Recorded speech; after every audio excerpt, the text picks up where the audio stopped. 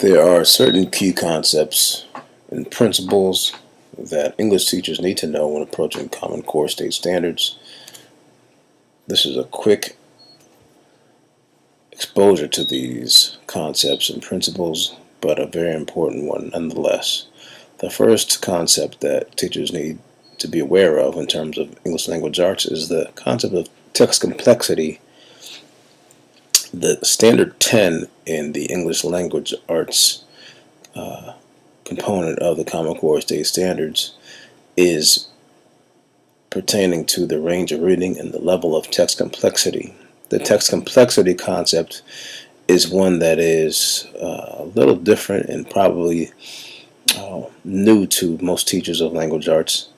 And you see this triangle here demonstrates as a pictorial representation of the threefold conceptual understanding of this idea, and that is that every text, nonfiction or fiction, regardless of length, must be complex. And that's a critical part of the new Common Core state standards. And these three aspects are vitally important. The qualitative evaluation of a text has to do with the meaning, structure. Was it written in slang?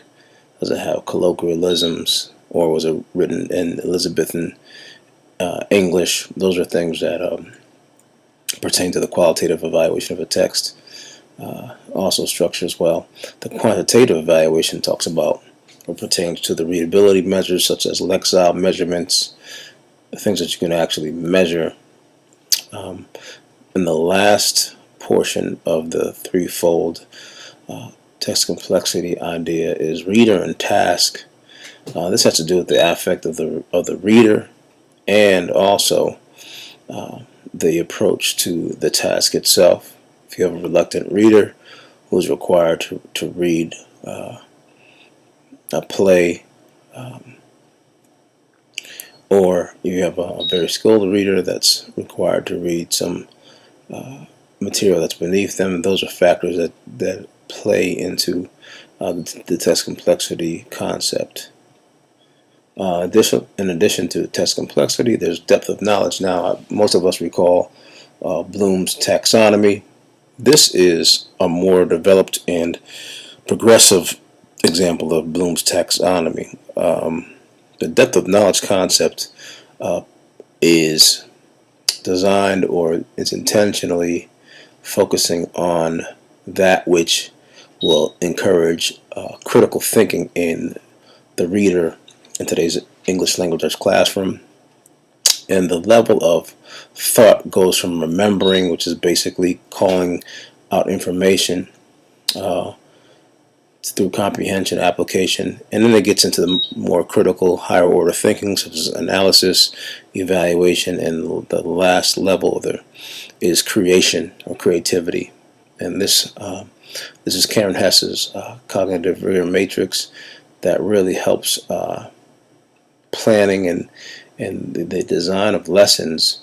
And you see the depth of knowledge levels go from level 1, just basic recall and remembering what the facts are, through skills and concepts, reasoning, and going deep. So obviously on the matrix, we want our students working beyond recall and reproduction into strategic thinking and reasoning, and on the vertical axis, being creative, taking multiple sources, taking multiple points of view and synthesizing those things, and having more than one correct analysis, etc.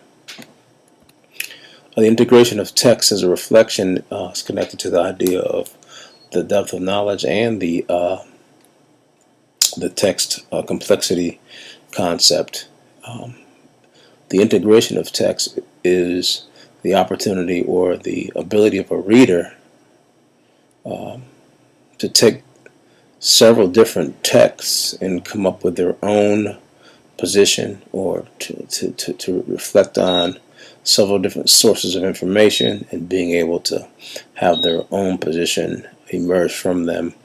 For example, the death penalty, one of the assignments or an appropriate assignment reflecting the proper integration of text would be having some periodicals covering, supporting the death penalty, having some oppose the death penalty, having a letter from the mother of a murder victim, and perhaps having a diary entry from a death row inmate, and then having the reader have a position on this particular issue as a result of those texts. And that's being able to synthesize is a very important higher order thinking skill. Moving along, text-dependent questions are basically those questions that rely upon the text and cannot be answered unless a certain level of comprehension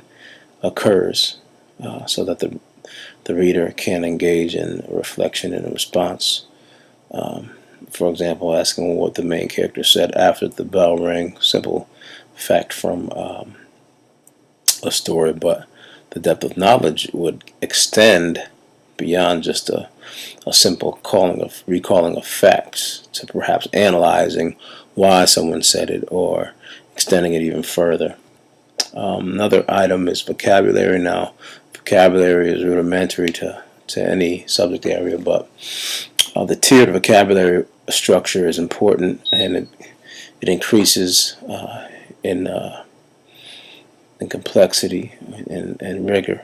Motor vocabulary or high frequency words that are examples here: house, debt, circle.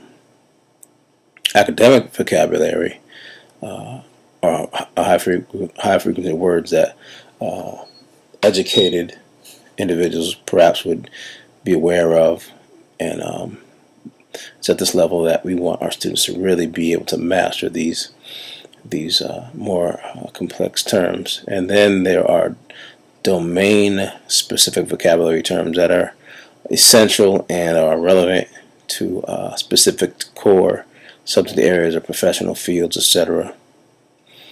And here's an example of several: circumference, metabolism. These are more specific in nature. And lastly, some key assumptions of the Common Core State Standards are that Common Core State Standards assume 100% mastery of the preceding year's standards. Standards are high points, not finishing lines, and standards are not the curriculum. They inform the curriculum. And all of the information and knowledge that's gathered must inform the teacher so that students are affected by appropriately informed instruction.